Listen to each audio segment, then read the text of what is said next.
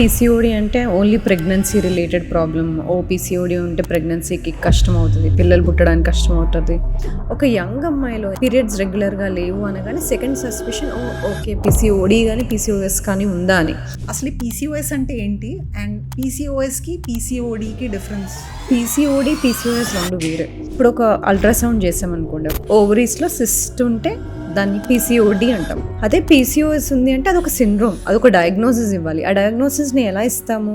National institute of health stats ప్రకారం 1 in 10 women are diagnosed with PCOS. చాలా మందికి PCOD ఉన్న వాళ్ళకి పీసీఓఎస్ ఉండదు.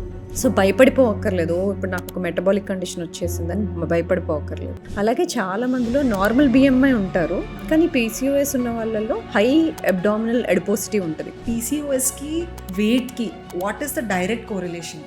అందరూ పీసీఓఎస్ ఉన్న వాళ్ళు హెవీ వెయిట్ అవ్వాలి, ఒబేజ్ అవ్వాలి అని రూల్ లేదు.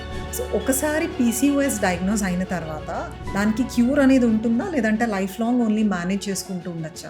ఇప్పుడు యంగ్ గర్ల్స్ కానీ వాళ్ళ మదర్స్ కానీ ఏం చేస్తారు, మెన్స్ట్రల్ సైకిల్స్ని బేసిస్గా తీసుకొని మెన్స్ట్రల్ సైకిల్స్ ఆగిపోయినా, లేకపోతే రెగ్యులర్గా రాకపోయినా, బ్లీడింగ్ తగ్గిపోయినా, లేకపోతే అమ్మాయి వెయిట్ పుట్ ఆన్ అవుతున్నా, యాక్నే వస్తున్నా, లేకపోతే ఫేషియల్ హెయిర్ వస్తున్నా కానీ భయం ఏంటి అంటే ప్రెగ్నెంట్ అవ్వదా అమ్మాయి, లేకపోతే హెల్దీ ఫర్టిలిటీ ఉండదేమో, అందుకని వెళ్తారు. అంటే నాకు అర్థమవుతుంది ఏంటంటే పీసీఓఎస్ అనేది more of a metabolic problem than hormonal problem. Is that the right understanding? They go hand in hand.